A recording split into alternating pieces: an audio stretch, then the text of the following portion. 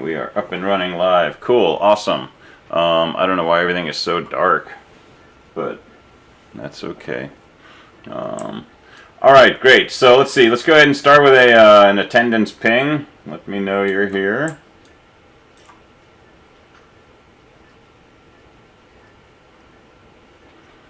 And let me pull up the homework because we got some questions on that.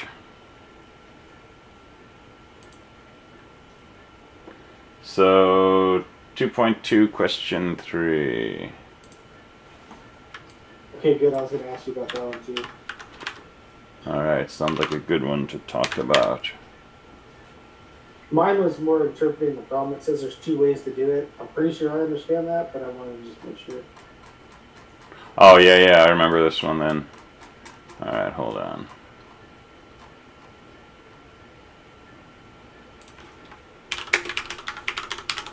Alright, so homework questions. So 2.2 question 3. How many 8-letter words can be formed from the 26 letters of the alphabet? And it says there's 2 interpretations of this. 8-letter words.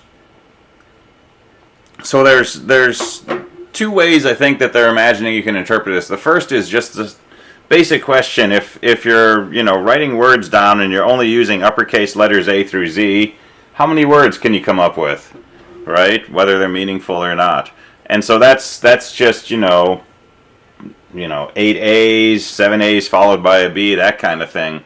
But there's a second way to interpret this, which is suppose that you have 26 letter blocks, right? Each one says A, B, C up through Z, and you're going to take 8 of those and put them together to form an 8-letter word.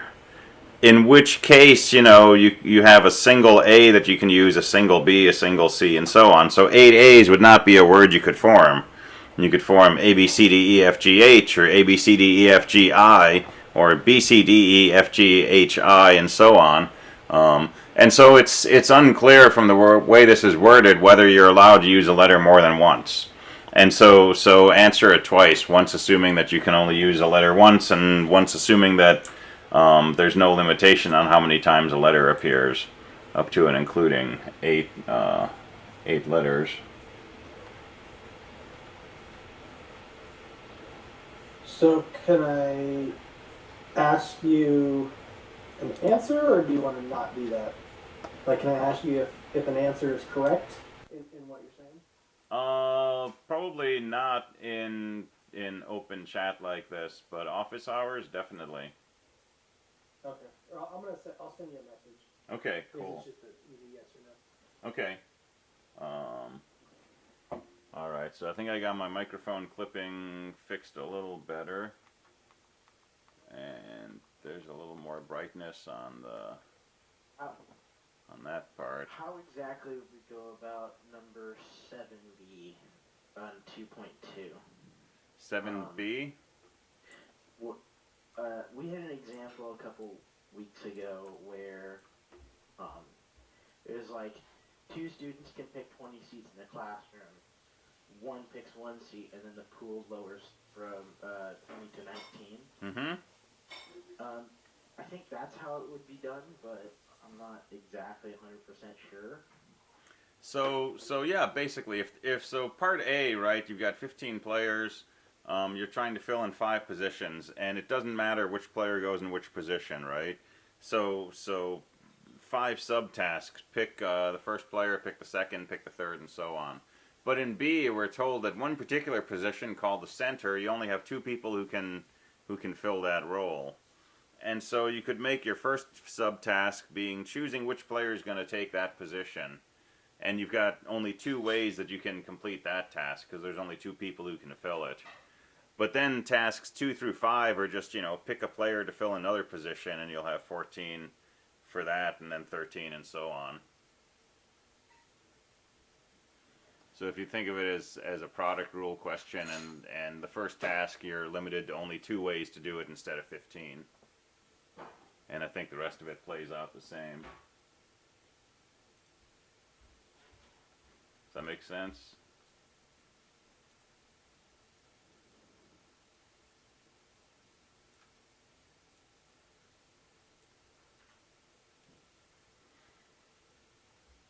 Right, and there was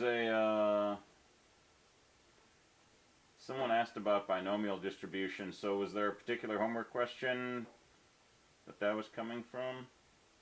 I'm kind of stuck on one. Which The first section? Which chapter 2.4. section? 2.4. Thank you. And question 1. Yeah.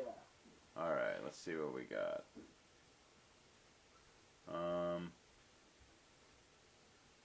Judiciary Committee is made up of 3 faculty members and 4 students. If 10 faculty members and 25 students have been nominated, how many Judiciary Committees are possible? So, so you can think of this first as a product rule.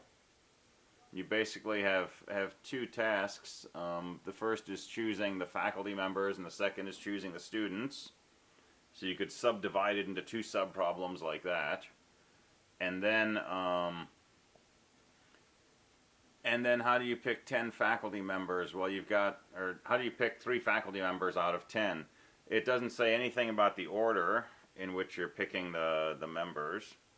So there's no first position, second position, right? So this is an unordered arrangement, which means it's a combination. And so how many combinations are there of 3 taken out of a group of 10?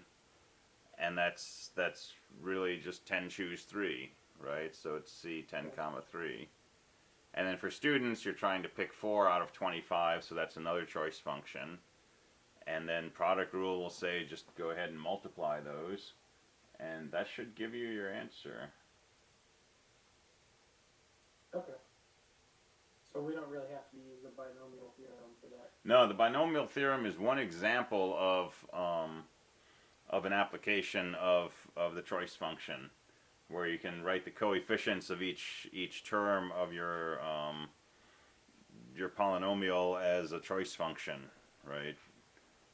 But that's just one application. The idea of combinations and choosing is a broader topic. Okay. And then I have one other question, not how to do it, just how to display it. Okay. And it's question 7 from 2.3. Let's see. Saying that there's 90 in the universe of the problem, and so I understand the process of how to get the correct answer, but I'm having a hard time laying it out. So, survey of 90 people, 47 played tennis, 42 swam, 17 participated in both. So this is this inclusion-exclusion principle, Mm-hmm. right? So general setup is you've got 2 sets, let's say tennis and swimming, and so we have this rule that says the number of things in their union is the number of things in each minus the number of things in the intersection. And so 47 played tennis, 42 of them did swimming, 17 participated in both, and there's a total of 90 people. That doesn't sound right. No, there's a total of 90 people overall, but the tennis and swimming would be 47 Right. and 42. Tennis, minus 47. 17. Alright, so 47, 42 is 89 minus 17 looks like 72. So the number of people who swam or played tennis is 72. And the universe is 90. And so if you want the universe, take away, the people who did tennis or swam, that's going to be 90 minus 72. So you should end up with 18, I believe. Yeah, that's the answer I got. So we can make it 2 separate equations then? Yeah. Okay. I was trying to set 90 to one side and then trying to work out. I was like, no, that's not right because it's not going to equal 90. Yeah, you can whittle it down in pieces. So use this to figure out what the total number of people who are doing either activity or both is. And then if you subtract that from the universe, that's how many people aren't doing any of the activities. Okay, perfect. Thank Wait, you. so it wouldn't be one that participated in neither, because 47 participated in one and 42 participated in another. And some So there's participated in only both. 17. Right, so here's 42 and 47, so that's 89 people, but we don't have 89 individuals who did tennis or swimming, because some of these people did both. Right, suppose this was 42 and 42 and everybody who did tennis also did swimming. You'd add these up and get 84 people, but you only had 42 people who were playing tennis or swimming, because you know, this counts people twice if they did both. So this tells us how many people did both, and we throw away one of those so that we're only counting people once. But the 89 people who participated in one or the other includes the group that did both, right? Correct. And we're looking for those who did neither. Correct. So I don't know how it's not one. So let's put some names on them. So tennis is being played by persons A, B, and C. Swimming is being done by persons B, C, and D. And we're told that there's a total of 10 people. A, B, C, D, E, F, G, H, I, and J. So the number of people who did tennis was 3, the number of people who did swimming was 3, the number of people who did both was 2. Right, so if you do 3 and 3, that gives you 6.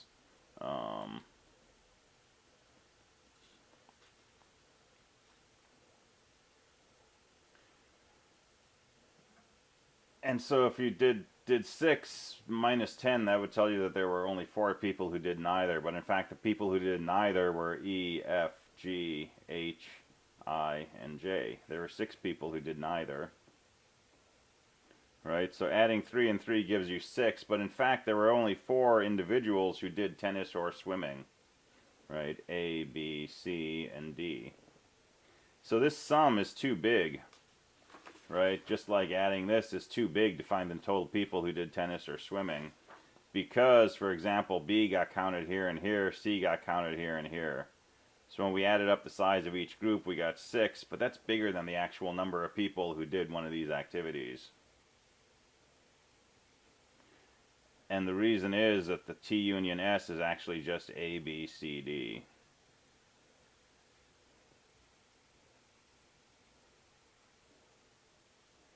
Is that making a little more sense? Yeah.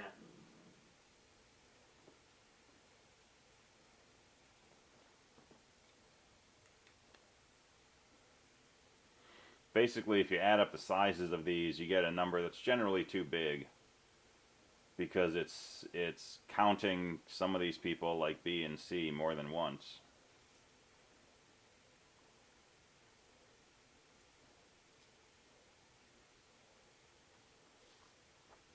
Only if T union S was 0 would just adding them work. If the intersection was 0, then adding them up would work.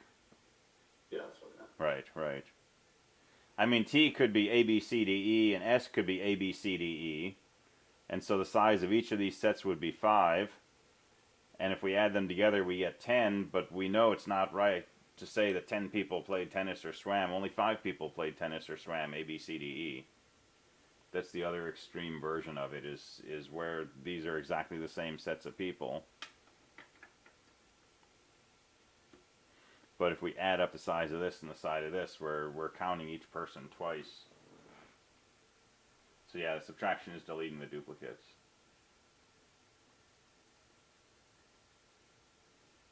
I think another good edge case there would be to like have both sets have all but one person in it, and then if you added them together, you'd have more than you have people.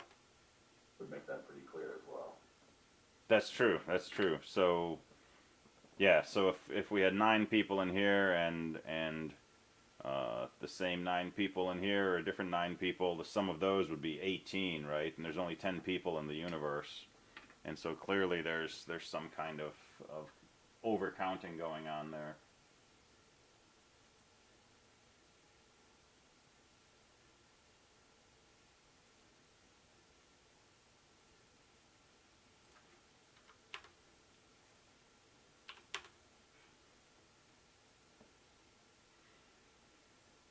Alright, let's see what I missed in chat. Yeah, this is dark mode for 215. Got a huge number in the end. I feel like that's not right. Don't know which question that was for. I think that was earlier in the chat. But let me know if you want to talk about. Well, 2.2, 1, and 3 are going to be really large numbers, right? Let me Those are see. when you're doing like 1,000, choose 3. I believe it's presentation. Okay, so 1,000 raffle tickets. How many ways can the prizes be distributed? 3 different prizes. So yeah, that's going to be around 1 billion. And how many 8-letter words? That's going to be pretty big. So ballpark 26 to the 8th. So yeah, those will be big answers.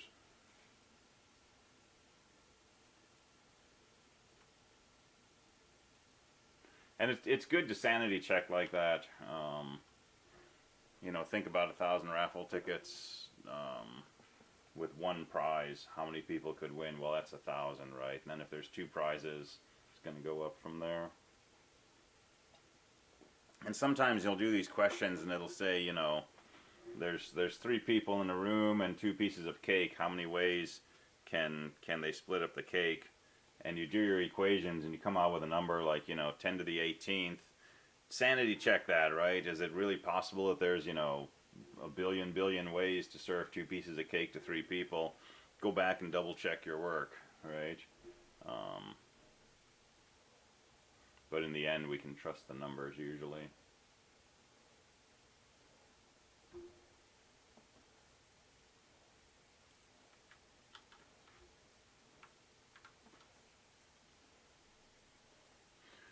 All right, other questions?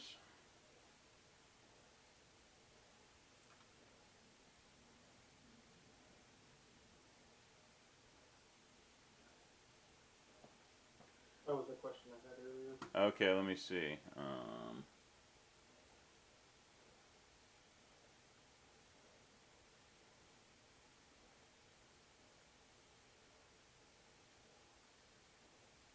Not sure about that.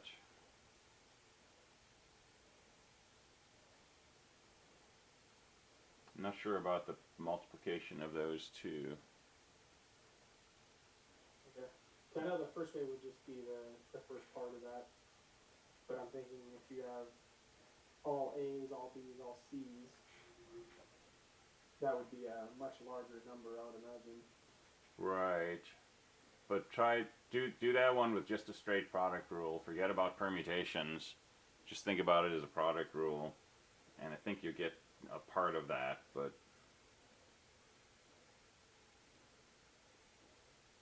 Is it Yeah. like 26, 8, and 8? something like that. Okay. Yeah, come by office if you don't think you figure it out. Alright.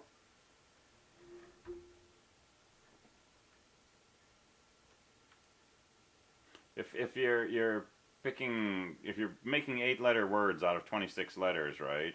You have to pick the first letter, you have to pick the second, you have to pick the third, ... you have to pick the 8th. So 8 tasks, right? If you're allowed to use any letter any number of times you want, there's 26 ways to do each of those choices. If you're not allowed to use a letter more than once, then your number of ways to complete each task, it goes down with each letter you pick. And that gets us that form that you described in the beginning. Okay.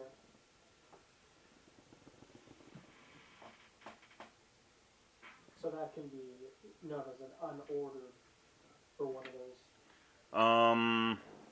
The order is still significant. ABC is a different word from CBA. So they're still ordered. Okay. But it's a question of when you're thinking of how many ways you can do each task. Does that number change after each task, or is it the same for all age? Gotcha. Okay. I think I understand. where Okay. you're going with that. Cool. All right, so PA1 I graded. I posted some feedback. There were a few that came in with slip days. I haven't graded those yet, but I'll get to those sometime in the next few days. But PA1 looked good. Lots of happy numbers out there. Not too many perfect numbers out there. So how many people found a perfect number?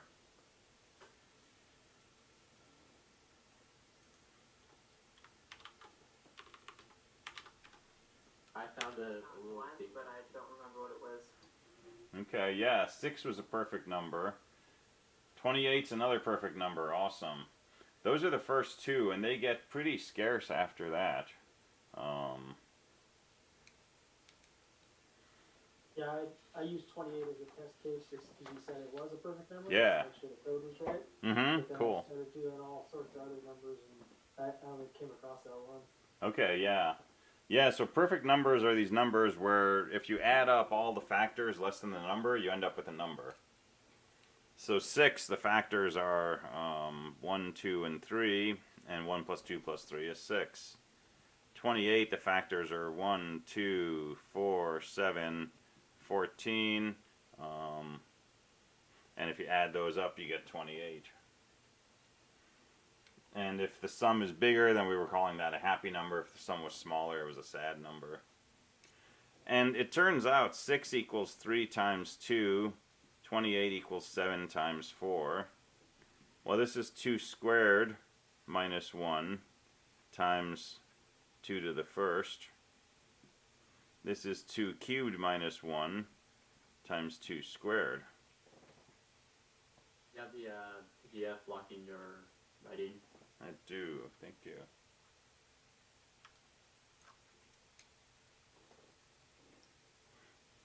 So our first perfect number is 2 squared minus 1 times 2 to the first. Our second perfect number is 2 cubed minus 1 times 2 squared.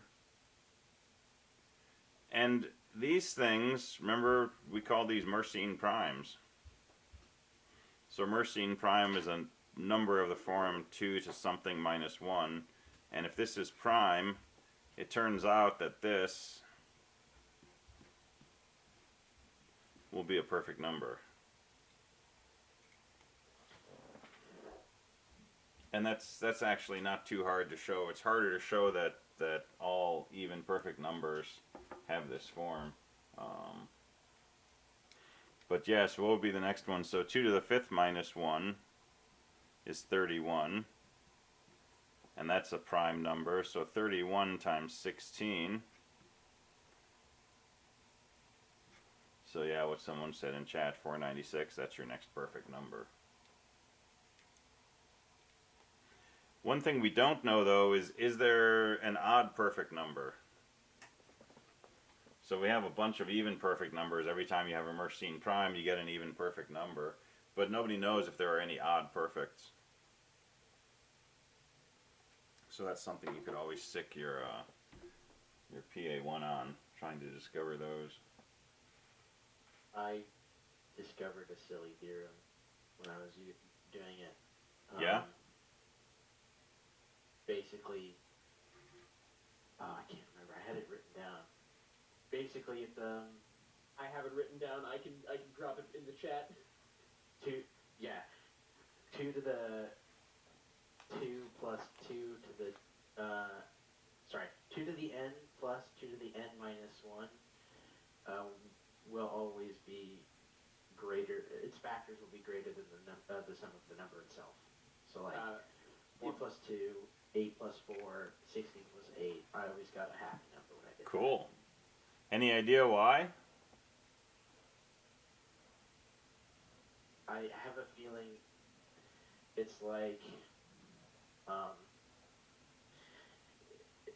if you had the number 32, the sum of its factors will be less than the number itself, including the number itself. But if Okay. you had something like 48, it would have all the factors of 32 and some more, Mm-hmm. I guess. That's my guess. So this would have all the factors of 16, right? Because this is 16 times 2 plus 16 times 1. This is actually 3 16s. And so all the factors of 16 will pop them into here. But also 3 times each of the factors of 16 will be a factor of this. And so yeah, if you add up the factors of 16, you should get 15. Because the factors of this are 1, 2, 4, and 8. And if you add up powers of 2, you should end up with this number minus 1. But then also 3 times each of these, 3, 6, 12, and 24 should be a factor of this. And the sum of these should be 3 times 15. So I think if you add the factors of this and the factors of this, you get 4 times 2 to the n minus 1.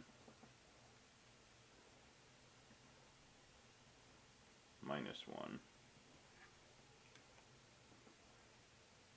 So yeah, I think that's... you could do it with other numbers too, like 3 to the n and 3 to the n minus 1, maybe. I'm trying to think how factors of 3 work. Yeah, that might work also. Because if we were to write things in base 3, then 3 to the n minus 1 would just be... I think? I've never tried that. But yeah, for 2's I can definitely see that that's believable. So yeah, I think Corbin's factor theorem is correct. Awesome.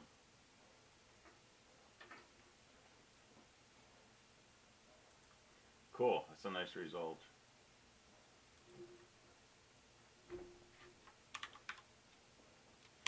Alright, so on to PA2. So PA2 is posted in Canvas, and it's due on November 24th. So that's, is that a Friday? That's a Wednesday. It's a week from Wednesday. And your upload for this is going to be a PDF file. And so this is a little different from the other assignments.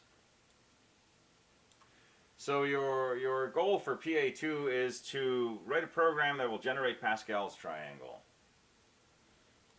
And so Pascal's triangle, remember, is this funny thing. Looks like this. And it has the property that each of these is a choice function. This is the number of ways we can choose 2 things out of 4. This is the number of ways we can choose 3 things out of 4. Number of ways we can choose 4 things out of 4. And so if you generate the choice function using factorials, right, you can calculate the elements of this triangle. But there's another way you can do this. If I want to generate the 5th row of this triangle, I start with a 1, and then each entry is just the sum of the 2 entries above it. So this is 5, this is 10, this is 10, this is 5, and then I end with a 1. And so I start with a 1, this is a 6, this is a 15, this is a 20, this is a 15, this is a 6, and I end with a 1.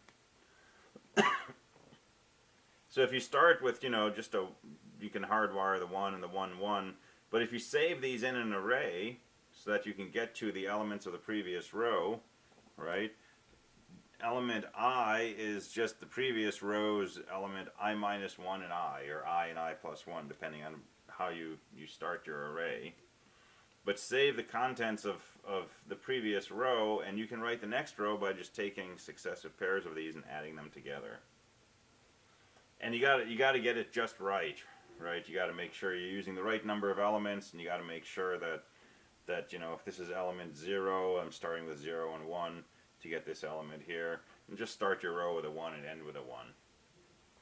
And so your goal is to write a program that will generate Pascal's triangle, and I'd like you to use this to generate the first 32 rows. All right, and don't just use 32 print statements, and don't use factorials. You don't get credit for those. You got to use the following property. Each row begins with a 1 and ends with a 1. Row n has n elements, and the elements that are not at the end, each element's given by the sum of the two numbers above it in the previous row.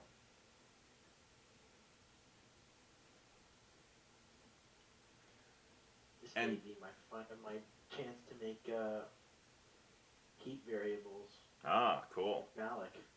Awesome. You could do that. You're not going to have to worry about formatting, so if you want your output to come out like this, that's totally legit. I don't need it to look like the nice triangular shape. That's pretty challenging to do, because first you need to calculate everything, know how big your biggest number is, figure out, where this one should go, and so on and so forth. Don't get bogged down with any of that. Just, make a lopsided triangle. As long as the number is in the order, show you Pascal's triangle. I don't have an example program handy to do this, but if I did and I ran it, this is what it would produce, except it would do 32 rows.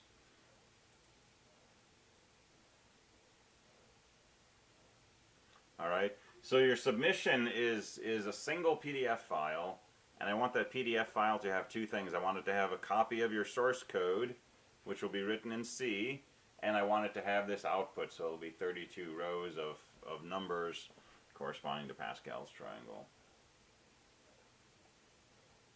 Oh, so we're just printing out just 32 lines of the Pascal triangle? Mm-hmm, yep, that's it. Okay. Why a PDF? So that I can look at it in Canvas. And I can look at your code and tell what you're doing, and unless you blatantly have code that doesn't work, and you find the rows of Pascal's triangle and put that in, which nobody's going to do, right? So I can see what you're doing in the code, but then having the output there also means I don't have to run it. But if I look at your code and I can't see, clearly that this is going to work, then I'll go ahead and download it and push it over to the server and compile it and run it and check the output like that. But usually I can tell from just looking at the code. So this is one of these programs that it's going to work or not work. If you run it and you think it works, it probably works, right? There's no input to deal with or anything like that. Yeah, do this in C. C program. Yeah. You could do it in Bash. That would be an interesting experiment, but you're not required to have learned Bash to take 215, so we're just doing C.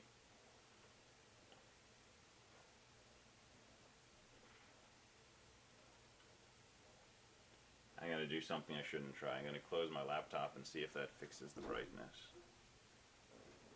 Nope. Oh, but I did break everything. Oh, I really shouldn't have done that. Oh no, the solar rays. Oh, yes, indeed. Alright, well, I'll just try it again.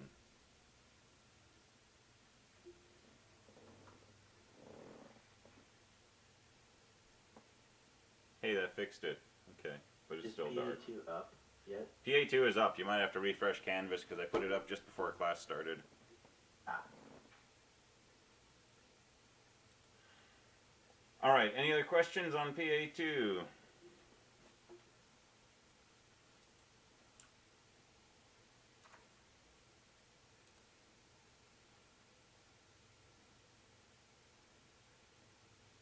So, the only way you want us to calculate the course triangle is with basically array map. Yeah, using that property that each element is the sum of the two elements above it. So you're required to use that rather than using factorials.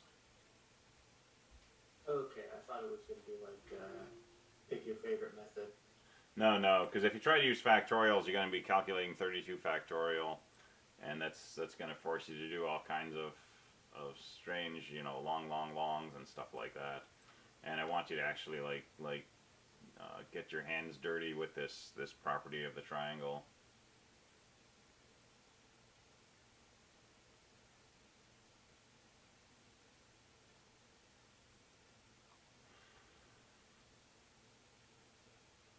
All right. Other questions?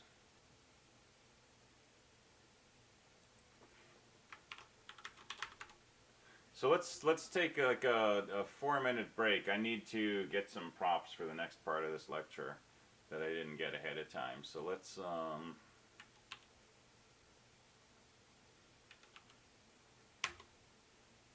take a 5-minute break, and we'll come back and we'll talk about Towers of Hanoi.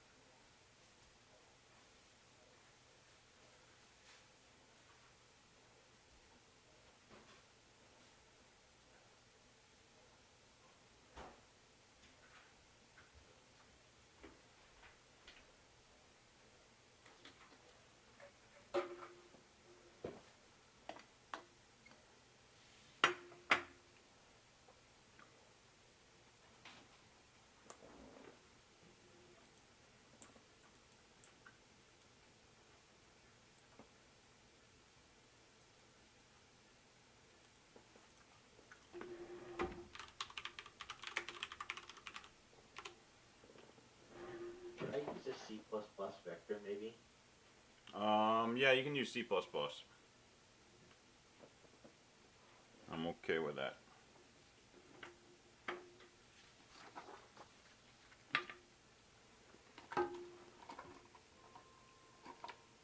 All right, we were talking about recurrence relations on Friday, and we played with Fibonacci series, and we did this by looking at population of rabbits, and we got a recurrence relation, which looked like this.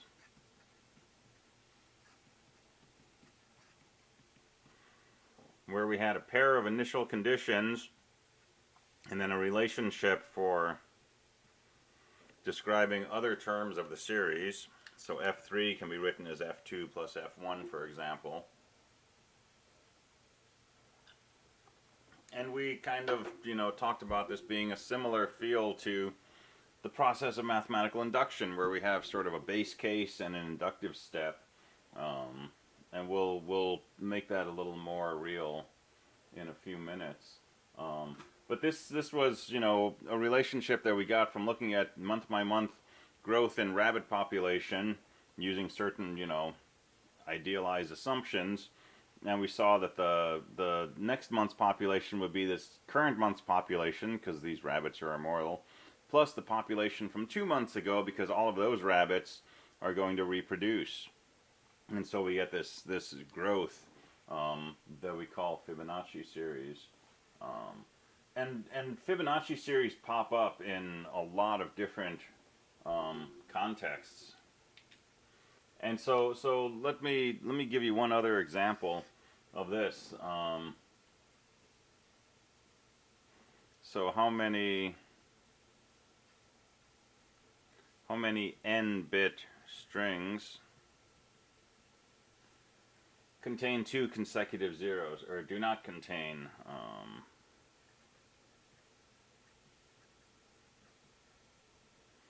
a 0, 0.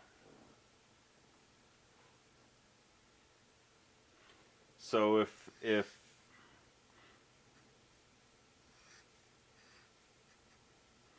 we have a 2-bit string, well, we've got 4 possible 2-bit strings, and 3 of them don't contain a consecutive 0, 0, so the answer there is 3.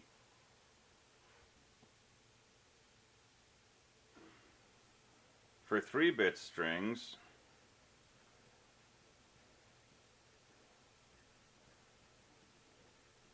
there's 8 possible 3-bit strings, and the ones that don't contain a consecutive 0, 0 look like these.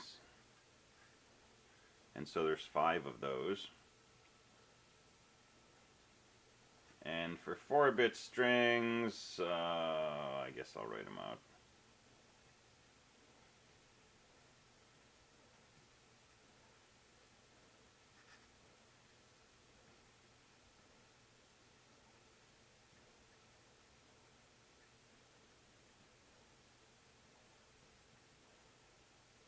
Because I haven't done this in a while. Alright, there's our 16 4-bit strings, and if we want the ones that don't have a 0, 0, well, these get tossed out, and these get tossed, and that goes away, and that goes away, and looks like we're left with 1, 2, 3, 4, 5, 6, 7, 8. And if you have a 1-bit string, your only 1-bit strings are 0, 1, and neither of those contains a 1 or a 0, so there's 2 of those. And if you went to 0-bit strings, well, there's only one 0-bit string, which is an empty string, which probably doesn't contain, right? So this looks like a Fibonacci series, right? So far, and this doesn't prove that it's Fibonacci, but 2, 3, 5, 8 is the beginning of our Fibonacci sequence. And it turns out that's exactly what this is. And we can see this as follows. Suppose we have, so we just did 4-bit strings, right? 4-bit strings, we had a total of 8. Let's think about 5-bit strings. So we're going to fill these in with 1s and 0s, and we want to know how many ways can we do that without having a pair of consecutive zeros. And I'm going to break this into two subproblems. The first is to consider all the 5-bit strings that end with a 1. And the second is to consider all the 5-bit strings that end with a 0. And you'll agree, I think, any 5-bit string I make either ends with a 1 or a 0, right? Because it's binary, everything's a 1 or a 0. So if I have a string that ends with a 1, how many ways can I fill in these 4 bits such that the 5-bit string doesn't contain any consecutive zeros?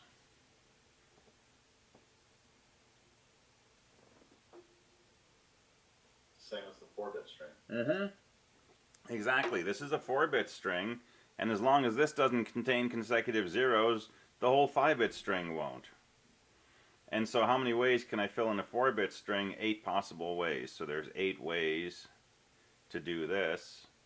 But what about this case, where I've got a 0 in this last position? Can I say something about this digit right here? Same as the 3-bit strings with a 1 on the end. Yeah, this has got to be a 1. And then these can be filled in any ways that I want, and that's a 3-bit string, so I've got 5 ways to do this. So the total number of ways I can fill in a 5-bit string would be 8 plus 5, which is 13.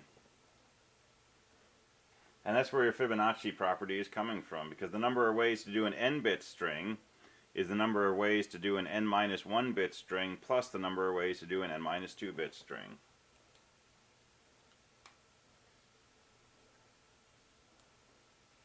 So this sequence of numbers pops up so many places.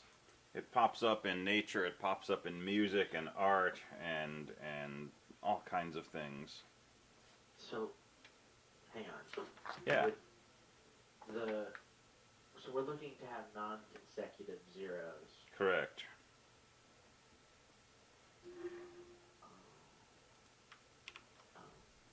Never mind, I'm sorry.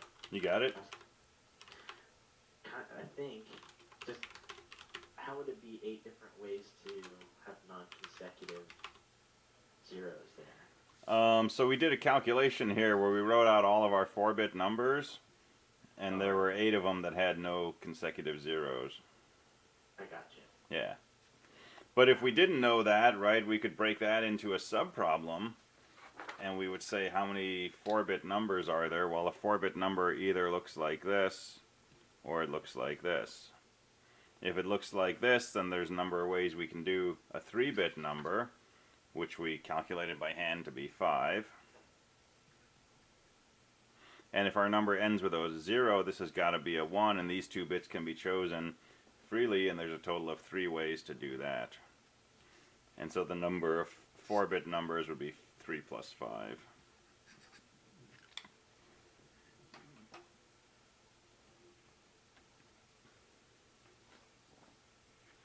And here again, we're calculating the number of ways we can write these bit patterns. But in our derivation of this recurrence relation, in our sort of inductive proof that this is, you know, a valid formula for finding the number of ways we can write an n-bit number, we're also developing a way to actually do that computation. So here are the number of 2-bit strings that we could write without repetition of zeros. Here are the number of 3-bit strings we could write. If we wanted to write down all of the 4-bit strings without having to, you know, go through all of this business, we can use this procedure we just came up with. We could say, okay, well, a 4-bit string is either, you know, something ending with a 1, 0, where this something is some way to write a 2-bit number without repetition of zeros. So we could fill this first 2 digits in with a 0, 1, or a 1, 0, or a 1, 1. Or we could write a number that ends with a 1 using any of the legal ways to write a 3-bit number without consecutive zeros.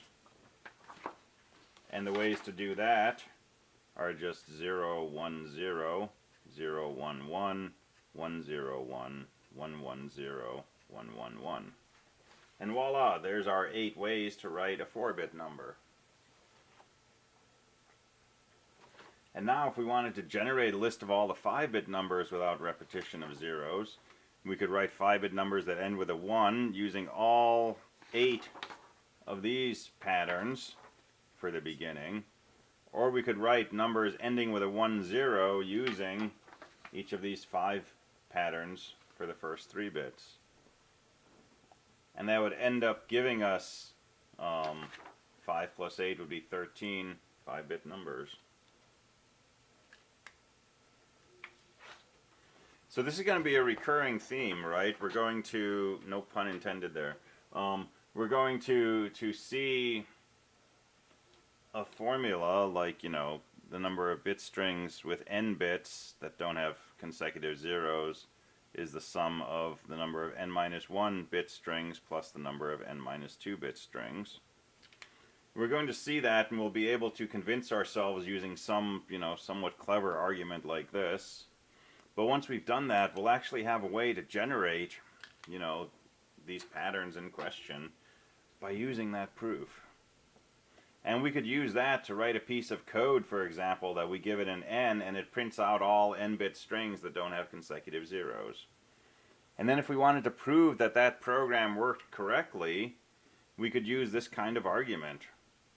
Well, you know, this worked great for, you know, 4 bits, and it worked great for 5 bits, but how do we know it would work for 6 bits?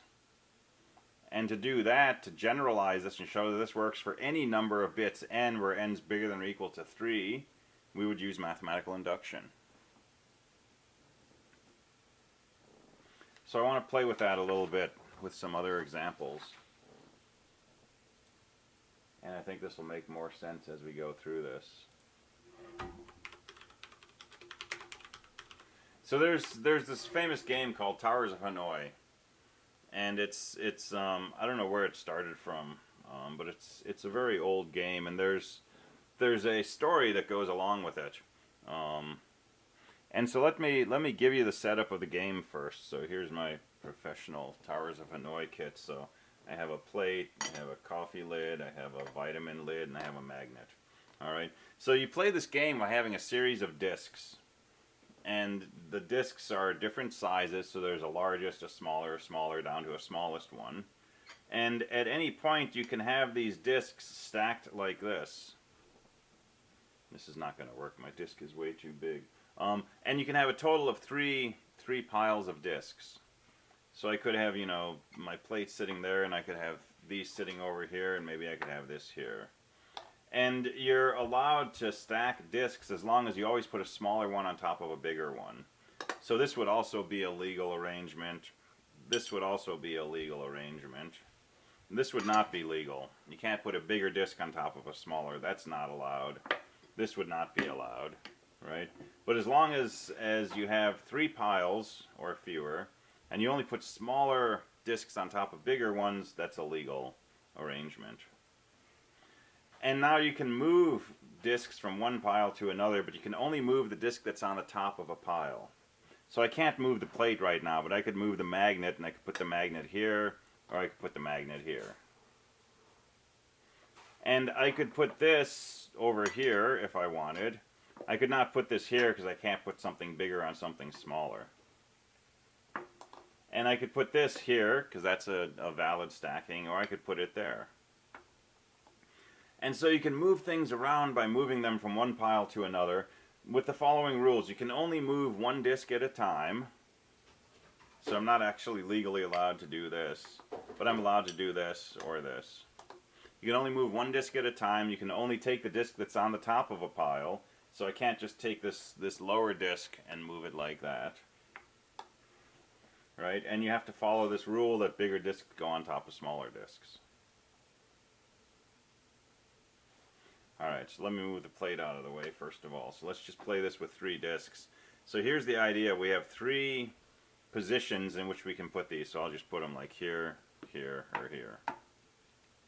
So there's... And normally these are discs with holes in the middle, and they're sitting on poles and such. So the goal is to move this pile of discs from one pole to another. But to make that move by following these rules. So I can't just pick up all 3 and move them.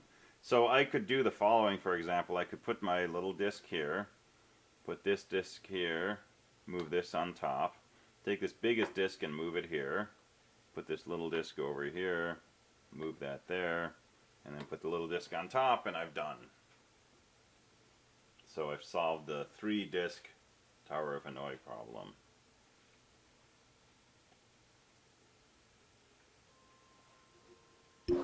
Now for 4 disks, I don't know if I can do this first try, but we'll see. I'm going to go here, and here, and here, and here, and here, and here, and here, and then put this here, and go here, and here, and here, and there, and there.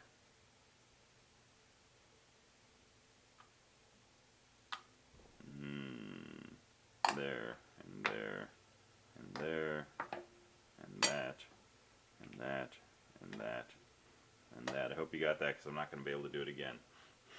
Alright, so there I was able to solve the 4-disk problem and move my stack from here to here following those rules. And so the questions around this are, number one, is it always possible to solve this problem? For any number of disks, is it always possible to move from one place to another following these rules? And the answer to that is yes, it is always possible. The second question is, how many moves does it take? And that's going to turn out to be a simple formula. It's going to be basically 2 to the n minus 1. So if you have n disks, 2 to the n minus 1 moves. Yeah, question? Is it always possible if you have 3 spaces? Does that play in any way? If you have 3 spaces, it's always possible. And so if you have more than 3, it's also possible. And if you only have 2, you can show that it's pretty much impossible. So for any number of stacks, you could have, I don't know, 10 million stacks, and you have 3 spaces, it's always possible? You mean 10 million disks? Yeah. Yeah. Wow. But if you had 10 million disks, it would take you 2 to the 10 millionth minus 1, which is a really big number. So there's a story that there's a cave in Tibet, I believe, and there are monks, and they have 64 disks made out of jade with different diameters on these disks, and they are stacked on golden poles. And these monks work tirelessly day and night, moving disks from one pole to another, and you know, following these rules. And after they complete the last move, and they've moved this entire stack of disks, which started on one pole, after they've moved that entire stack to another pole, then the universe basically blinks out of existence. And so they're sort of marking the life of the universe through their completion of this 64-disk problem. And the question is, how long is that going to give us before the universe blinks out? And does it really happen in 2021? And the answer is no, we got a long time. So 2 to the 64th is a pretty big number. So if they were to move one disk every second, right, 3,600 seconds per hour would take this many hours. If you divide that by 24, it gives you this many days. If you divide that by 365, it gives you that many years. So a really, really long time. If they were moving one disk every nanosecond,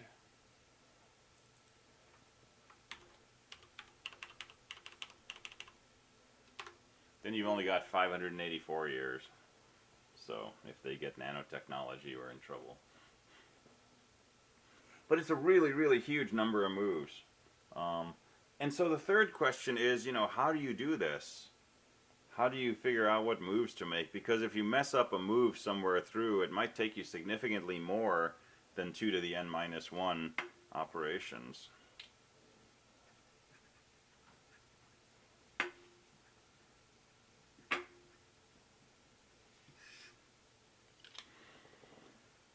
Well, it turns out we can prove that this is the formula for the number of moves it takes.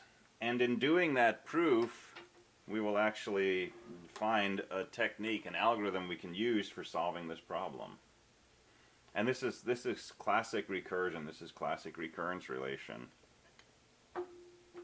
So let's play with some base cases. Let's think about one disk. And we want to move one disk from this pole to this pole. How do we do it? Right? Not terribly complex. So if I want to move one disk from its starting position to some other pole, I can just pick it up and put it on that new pole and we're done. It takes one move. So one disk, 2 to the first minus 1, that's 1. Alright, 2 disks, only slightly harder. If I want to move 2 disks from one pole to another, well, my only possibility for my first move is to move this top disk somewhere. And then, unless I want to just put it back where it came from, my only other move is to take this disk and move it to the other pole. And now, you know, I could move this here, but there's really no point. But I could move this here and be done.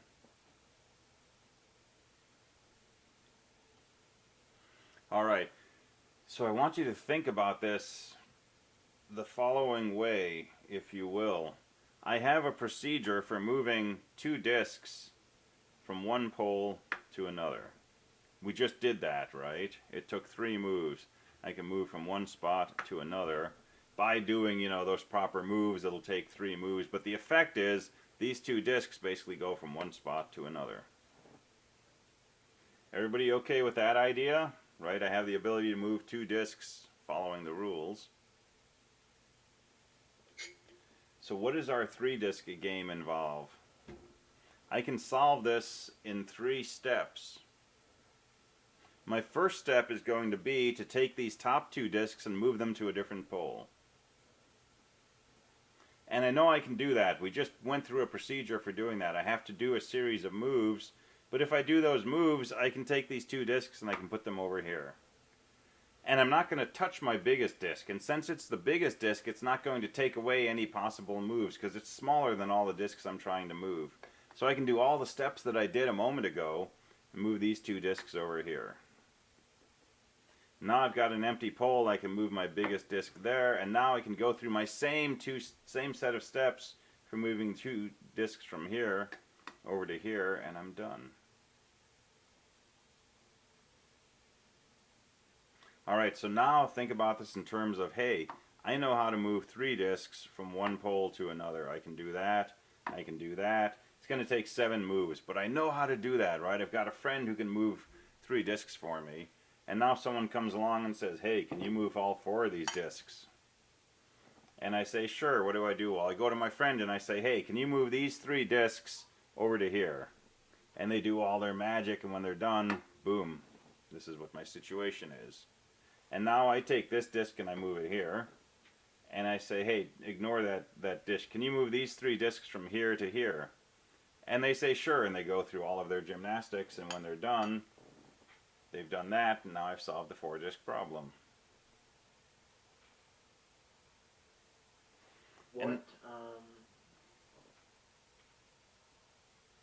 Let's say you had 4 or 5 spaces. Would it take you less moves? I think it will take you less. I don't know what the formula is for that. Okay. But I think if I had an infinite number of poles, right? I could just unstack each disk to a different pole. So that would take, you know, n moves, and I could move this somewhere, and then I could move the disks back. So I think I could get it down to maybe 2n minus 1 instead of 2 raised to the n minus 1. So yeah, up to a point, more poles will help you.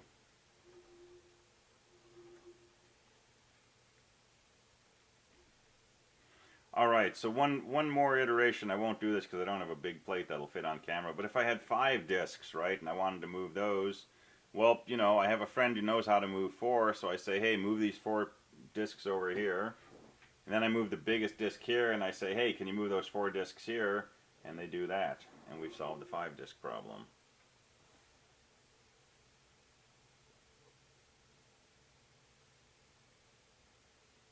that's an interesting comment in chat. Remember reading that you can think of Hanoi as binary strings. So 0, 0 start, 0, 1 move smallest, 1, 0 move largest, 1, 1 move smallest. Interesting.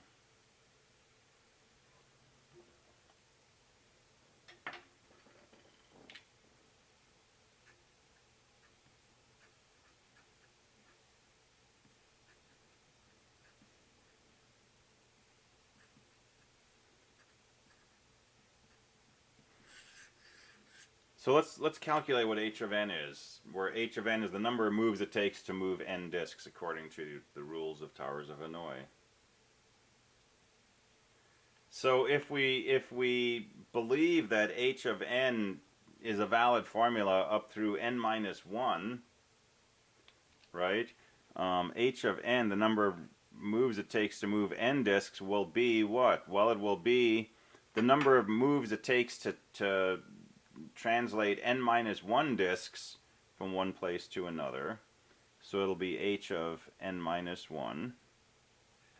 That gets the top stack, other than the biggest disk, gets the top stack onto one of the free poles. And then it's going to take one move to move the biggest disk to where we're trying to get to. And then we're going to have to move the remaining n minus 1 disks on top of that biggest disk, and that's going to take n minus 1 moves. And so there's a recurrence relation for h of n. And we could do this for n, say bigger than or equal to 2, and just note that h of 1 is equal to 1. If you have a single disk, it takes you a single move. And so there's a recurrence relation and initial condition for describing the number of moves to move n disks. And this we can write as h of n equals 2 times h of n minus 1 plus 1.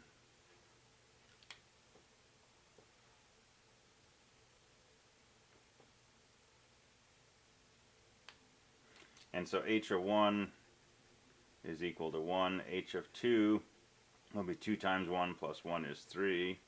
H of 3 will be 2 times 3 is 6 plus 1 is 7. H of 4 will be 2 times 7 is 14 plus 1 is 15, and so on. And so we're clearly primarily doubling each time that we add a disk. And this ends up being 2 to the n minus 1. And you can do a little bit of fiddling around with this form to get it into that formula up there. But the main component of this is the doubling, right? It's order 2 to the n, give or take some small constant terms. So in doing this analysis, though, right, we're also using this algorithm, this idea that to move n disks, first we move n minus 1, move the biggest disk, and then move n minus 1 again. And so we can turn that into a full-on algorithm to figure out a solution to Towers of Hanoi.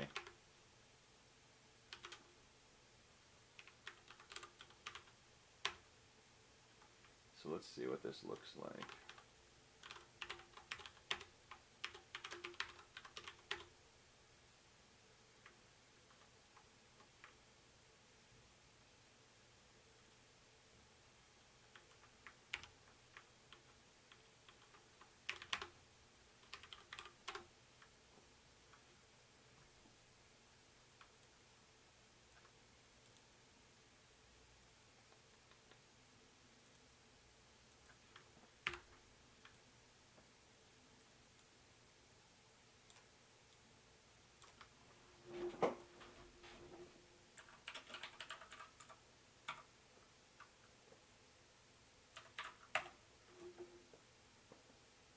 So here's a set of sample code for solving Towers of Hanoi.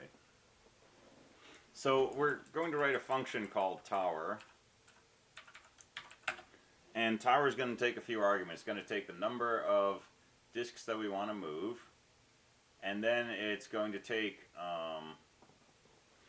the pole. So I'm numbering my poles 1, 2, 3. The pole we're moving from, the pole that we're trying to move to, and then just something that tells the number of the pole that we haven't used. So we're trying to move 4 disks from pole 1 to pole 2.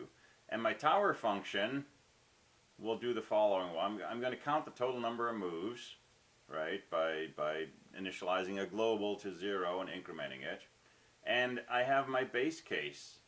If the number of disks I'm trying to move is just 1, all I have to do is move from the from pole to the to pole. So, right, this first pole to the second pole. That's all I have to do, is just that one move. Otherwise, I'm going to do 3 things. First, I'm going to move num minus 1 disks from the from pole to the open pole. And then I'm going to move my biggest disk from the from pole to the to pole. And then I'm going to move num minus 1 disks from that open pole where I moved that stack to my destination pole, the to pole.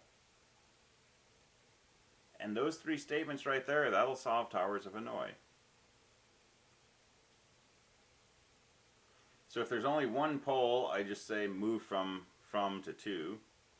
If there's more than one, then I move the top n minus 1 disks. I move the biggest disk, and then I move those top n minus 1 disks. And the move function is trivial. I'm just going to print out, move from this pole to this pole. So if I'm moving from, say pole 1 to pole 3, this will just print out 1 arrow 3. And I'll print out a new line every 5 lines so that we don't just get, 1 move per line. So we'll print it out like that.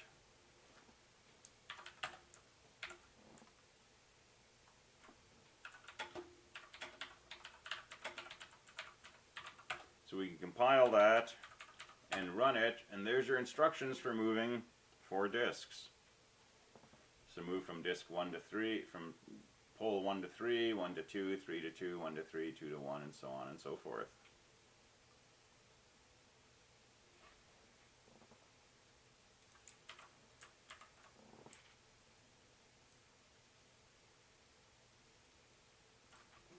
So this is one of those few times in computer science where recursion is a really useful tool, right? Yeah, it's actually not so few times that happens, actually. It turns out to be really useful in a lot of cases. Really? Yeah. And that's going to be a big part of CSE 222. All right, so let's just play this out and let's make sure this is all legit. So I'm going to move from, so this is poles 1, 2, and 3. So I'm going to move from 1 to 3, and then from 1 to 2, and then from 3 to 2, and then from 1 to 3, and then from 2 to 1. So that's the first line here. And then the second line will go from 2 to 3, and 1 to 3, and then 1 to 2, and then 3 to 2, and then 3 to 1. So that's that second line. And then the last set of instructions say move from 2 to 1, and then from 3 to 2, and then from 1 to 3, and then from 1 to 2, and then from 3 to 2. And there we go.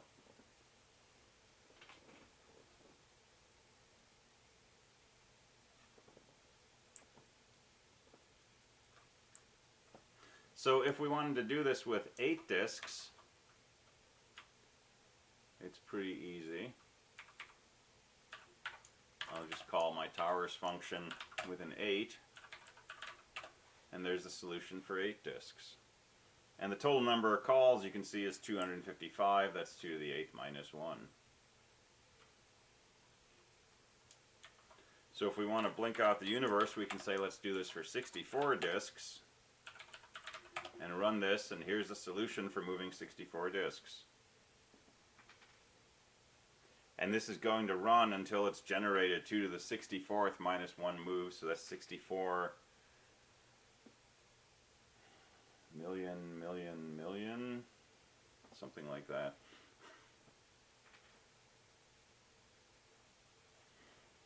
Is this something we can expect to finish before class ends, or?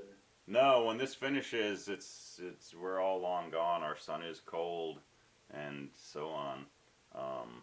This will Okay. take a long time. So 2 to the 64th, right? So 2 to the 10th is 1,000, 2 to the 20th is 1,000,000, 2 to the 30th is 1,000,000,000. So 64 billion billion moves, and this will effectively never finish. But the algorithm is really simple, right? It's one base case and these 3 lines of code. And so this is something called recursion. And we'll do a lot of recursion in CSE222, and we'll dig into this from different directions. But this would be, trying to just sort of come up out of thin air with an algorithm that comes up with a solution is fairly elusive. But if we're thinking of it in terms of, just move the top disks, move the biggest disk, move the top disks again, this is a trivial algorithm. And we can prove this works. We could make a proposition. Let P of n be the proposition that my tower function works correctly when my first argument is n. And we can prove that P of 1 is true because if my first argument is 1, this moves from the from pole to the to pole. That obviously works.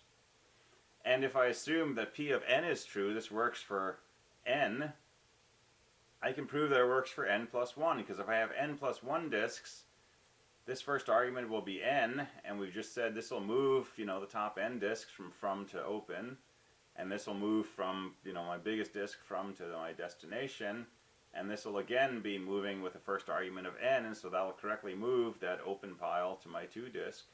And so it's easy to prove that this works, and so P of n implies P of n plus 1. Mathematical induction, this function works for all n bigger than or equal to 1. More computer science related question here. Yeah. Or programming related, I guess. Mm-hmm. Would you ever run into a Stack Overflow trying to solve that? Absolutely. But for towers of Hanoi, not so quickly. Because the recursion level is relatively small. We're recursing 64 levels at the most. For Fibonacci numbers, which we'll play with a little bit on Wednesday because we're almost out of time, but we'll look at recursive code for Fibonacci functions. We'll blow up our stack pretty quickly. And that's a fairly common issue when you're writing code like this is, how deep a problem can I handle before running out of memory. Someone asked, is it possible to make a binary tree without recursion? Well, you can always do things without recursion. You can fake recursion, right? You can simply, use a loop and keep track of the present state of things.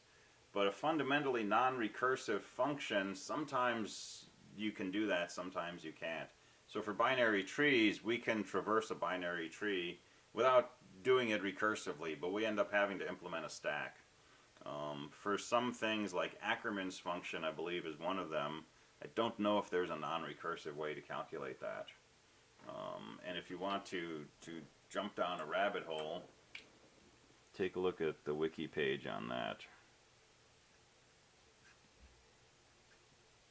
There might be 2 n's, but Ackermann's function, and it's a function defined recursively, and it's specifically for studying recursion and also studying large numbers. And this gets you into all kinds of things like Knuth arrows and ways to represent really, really big numbers. Is this NP hard? In some sense. So NP sort of relates more to time complexity of an algorithm. And this is more about the number of steps. But yeah, it's exponential, and we can't do this in a polynomial. But we'll talk about NP probably the last week of the course, and we'll have a good time with that. So yeah, to calculate the answer would probably be a plain old P problem, but to perform the steps for moving the disks, that's exponential. And I think that's probably NP hard. All right. Let's see. I don't think we have time to get into the next stuff.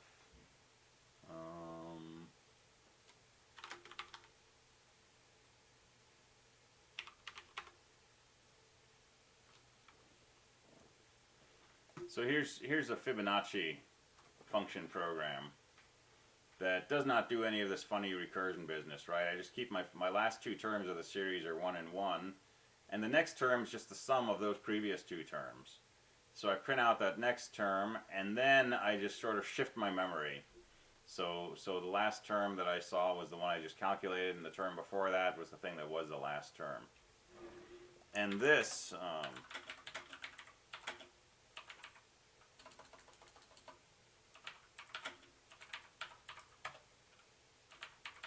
if I run, it just, generates Fibonacci numbers, no problem. My integers overflow pretty quickly, but it's doing the right thing. Because it's reading the first thing as a 1, right? And so it's too big of a number, so it's... Yeah, so I mean, it starts off doing the right thing, and these numbers get bigger than I can do in a 32-bit integer.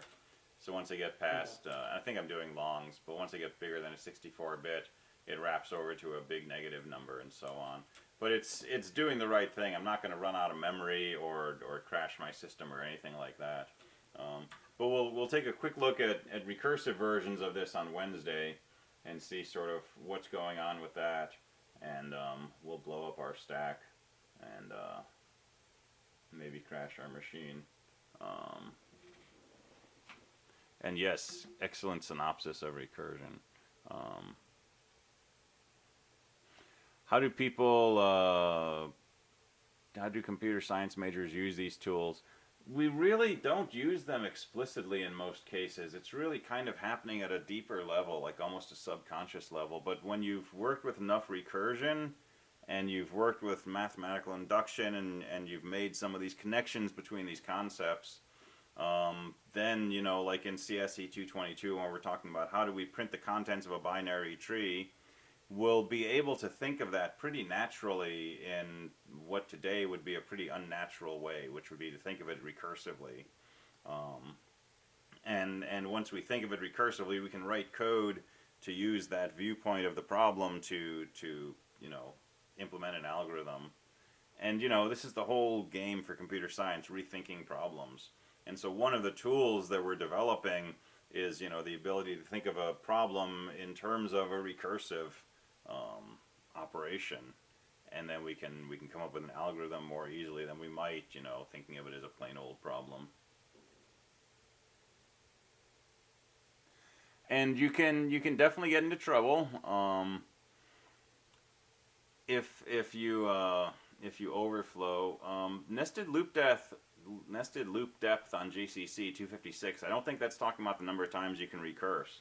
That's talking about having a loop inside a loop inside a loop in your source code, and that 256 nested loops would be a really big program and a lot of indenting and curly brackets. But you can recurse a function in C, thousands, millions of times, depending on how much memory you have. That's usually not a limitation.